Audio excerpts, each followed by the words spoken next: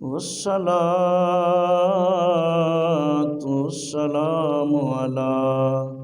سيد الأنبياء والمرسلين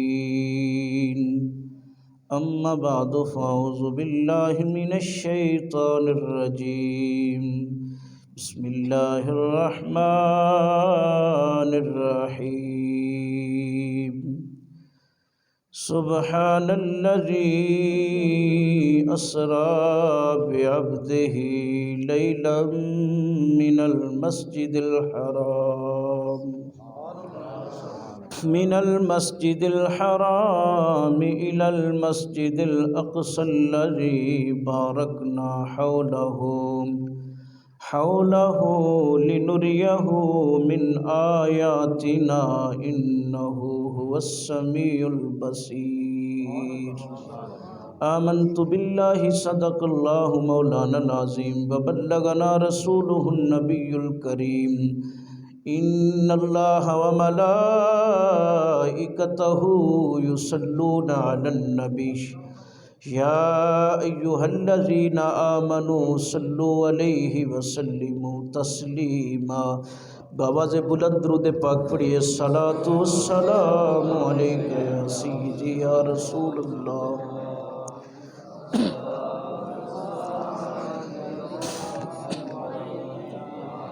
الصلاۃ والسلام علیک یا سیدی یا رحمۃ للعالمین وعلى آلك وأصحابك يا سيدي يا خاتم النبيين جشن کا منظر تھا ماحول سہانا تھا عرش نہ کیوں سجتا سرکار نے آنا تھا عرش نہ کیوں سجتا سرکار نے آنا تھا رت بدل جائے یہ رات سنور جائے حکم خدا کا ہوا کہ وقت ٹھہر جائے رک گیا فوراً جو رک گیا فوراً جو گردش میں زمانہ تھا عرش نہ کیوں سجتا سرکار نے آنا تھا ایک دفعہ سارے مل کے پڑھے عرش نہ کیوں سجتا سرکار نے آنا تھا اور مسجد اقصیٰ میں کیا منظر تھے پیارے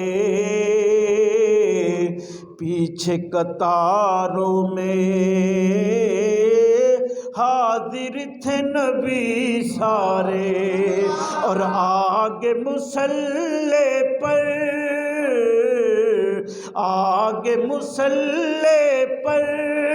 سلطان زمانہ تھا عرش نہ کیوں سجتا سرکار نے آنا تھا عرش نہ کیوں سجتا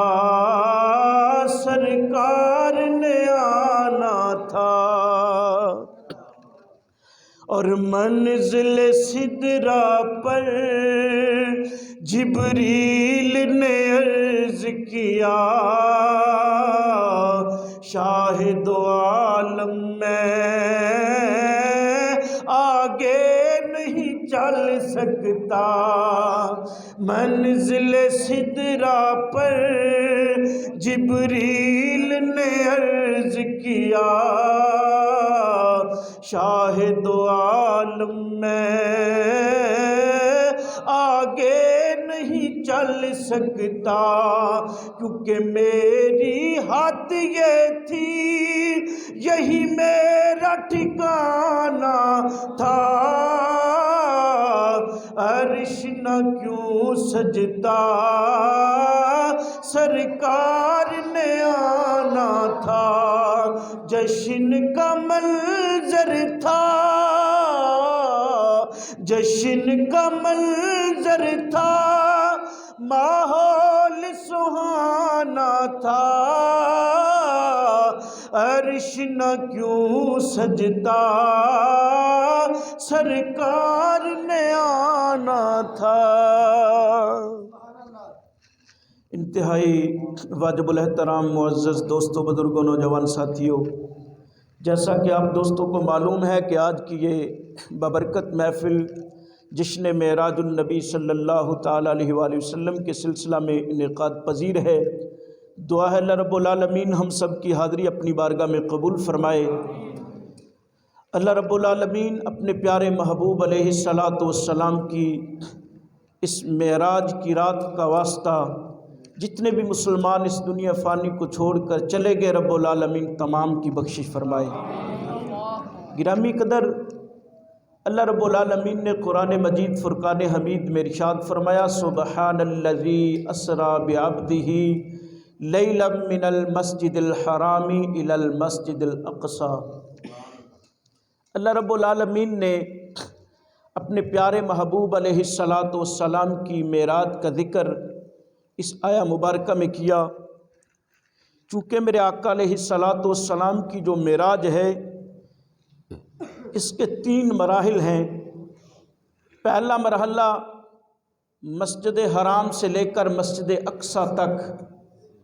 جو اس آیہ مبارکہ میں صریح لفظوں میں موجود ہے، اور یہ بالکل وضاحت کے ساتھ میرے رب العالمین نے بیان کر دیا۔ اب کوئی بھی شخص اس کا انکار کرے گا تو وہ دائرہ اسلام سے خارج ہو جائے گا۔ دوسرا مرحلہ مسجد اقصیٰ سے پھر سدرۃ المنتہا تک ہے، جس کا ذکر کثیر احادیث مبارکہ میں موجود ہے، اور اس سے آگے سدرۃ المنتہا سے لامکان تک اللہ رب العالمین نے اپنے پیارے محبوب علیہ الصلاۃ والسلام کو بلایا۔ اس کا ذکر بھی احادیث مبارکہ میں موجود ہے۔ سامعین ذی وقار، میں سب سے پہلے اس آیہ مبارکہ کے شان نزول کو آپ کے سامنے عرض کرتا ہوں کہ حکیم الامت مفتی احمد یار خان نعیمی رحمۃ اللہ تعالی علیہ، آپ اس آیہ مبارکہ کا شان نزول یوں بیان فرماتے ہیں کہ جب میرے امام الانبیاء علیہ الصلاۃ والسلام معراج کر کے واپس تشریف لے کر آ گئے تو میرے آقا علیہ الصلاۃ والسلام بیٹھے ہوئے تھے، ابھی تک کسی کو نہیں بتایا۔ تو ابو جہل آپ کے پاس سے گزرا، جب دیکھا نا میرے آقا تشریف فرما ہے تو پاس آ کر بیٹھ گیا،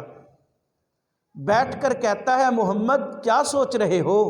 آج کوئی نئی بات کرنا چاہتے ہو؟ میرے آقا علیہ الصلاۃ والسلام نے مسکرا کر فرمایا، ہاں آج میں ایسی بات کرنا چاہتا ہوں تیرا وہم و گمان بھی وہاں تک نہیں جا سکتا۔ میرے امام الانبیاء علیہ الصلاۃ والسلام نے فرمایا کہ رات کو میرے رب نے مجھے سیر کرائی ہے، میں مسجد حرام سے مسجد اقصیٰ تک گیا ہوں اور راتوں رات واپس بھی آ گیا ہوں۔ اب ابو جہل نے جب یہ بات سنی نا تو وہ اندر سے ہنسنے لگا کہ شاید اکیلے بیٹھے ہیں، یہ بات کر دی، اب ان کو تھوڑا سا پکا کر لوں، پھر جا کر مسلمانوں کا مذاق اڑاؤں گا کہ دیکھو یہ کیسے ہو سکتا ہے۔ اس نے میرے آقا علیہ الصلاۃ والسلام کی بارگاہ میں عرض کی، کہتا ہے کہ یہ بات جو آپ کہہ رہے ہیں اگر میں باقی لوگوں کو بھی بلا لوں کیا ان کے سامنے بھی یہ اعلان کر دو گے؟ میرے امام الانبیاء نے فرمایا حق حق ہی ہوتا ہے، وہ ایک کے سامنے ہو یا ہزاروں کے سامنے ہو، تو پوری کائنات کو اکٹھا کر لے، یہ حق میں ان کے سامنے بھی بیان کروں گا۔ ابو جہل نے اعلان کیا، سارے لوگوں کو اکٹھا کر لیا، کہا دیکھو یہ مسلمانوں کے نبی کیا کہہ رہے ہیں۔ میرے آقا علیہ الصلاۃ والسلام نے پھر وہ اعلان دہرایا، جیسے میرے آقا علیہ الصلوۃ والسلام نے اعلان معراج کیا تو اچانک سے ایک زلزلہ برپا ہو گیا، یہ لوگ پریشان ہو گئے اور طرح طرح کے سوال کرنے لگے، کہتے اچھا پھر رات کے تھوڑے سے حصے میں تم مسجد حرام سے چلے مسجد اقصی تک، جو درمیانی رفتار کا گھوڑا چلے، درمیانی رفتار کا اونٹ چلے تو 3 ماہ لگتے ہیں، اور کوئی تیز رفتار گھوڑا چلے تو محدثین فرماتے ہیں کم از کم 1 مہینہ لگ جاتا ہے وہ سفر جو ہے۔ تو آپ رات کے تھوڑے سے حصے میں کر کے کیسے آ گئے؟ میرے امام الانبیاء علیہ الصلوۃ والسلام سے طرح طرح کے سوال کرنے لگے۔ کہا اچھا پھر تم گئے تھے تو یہ بتاؤ راستے میں کوئی قافلہ ملا؟ ہمارا ایک قافلہ گیا ہوا ہے تجارت کرنے کے لیے، وہ کہیں پر آپ کو ملا؟ میرے آقا علیہ الصلوۃ والسلام نے جگہ بھی بتائی۔ میرے آقا نے فرمایا ان کا ایک اونٹ ہے، اس کے اوپر 2 چادریں ڈالی ہوئی ہیں، اس کا رنگ بھی میرے آقا نے بتایا۔ فرمایا ایک چادر کا رنگ سرخ ہے، ایک چادر کا رنگ سبز ہے۔ جب ان کے میں پاس سے گزرا نا تو وہ سواریاں ان کی ڈر کے مارے اچھلی، اور ایک اونٹ اچھل کر زمین پر گرا اور اس کی دونوں ٹانگیں بھی ٹوٹ گئی ہیں۔ تمہارا قافلہ آئے گا تو وہ تمہیں بتا دیں گے ایسا ہوا ہے یا نہیں۔ پھر وہ کہتے اچھا یہ بتاؤ تم اگر بیت المقدس میں گئے ہو، مسجد اقصی میں گئے ہو جو فلسطین میں ہے، تو تم یہ بتاؤ اس کے ستون کتنے ہیں، اس کے دروازے کتنے ہیں؟ میرے آقا علیہ الصلوۃ والسلام جناب والا حرم کے اندر خانہ کعبہ کی دیوار کے ساتھ ٹیک لگا کر کھڑے ہیں۔ میرے آقا فرماتے ہیں میرے رب نے پورا بیت المقدس کا نقشہ میرے سامنے رکھ دیا۔ وہ پوچھتے گئے، میں دیکھ دیکھ کر بتاتا گیا، ساری نشانیاں پوچھنے کے بعد بھی ان کا یقین نہ ہوا، ان کو تسلی نہ ہوئی۔ پھر وہ دوڑ کر سیدنا صدیق اکبر کے پاس جاتے ہیں، سیدنا صدیق اکبر سے ملاقات کرتے ہیں، کہتے ابو بکر آج تو تیرے نبی نے اخیر کر دی، کمال کر دیا۔ وہ کہتا ہے میں رات کے تھوڑے سے حصے میں مسجد حرام سے مسجد اقصی تک گیا ہوں، ایسا ہو سکتا ہے؟ سیدنا صدیق اکبر بولے، فرمایا اگر میرے آقا فرما دے تو ہو سکتا ہے۔ اس نے کہا کیسے مان لو گے؟ کوئی دلیل تو طلب کرو۔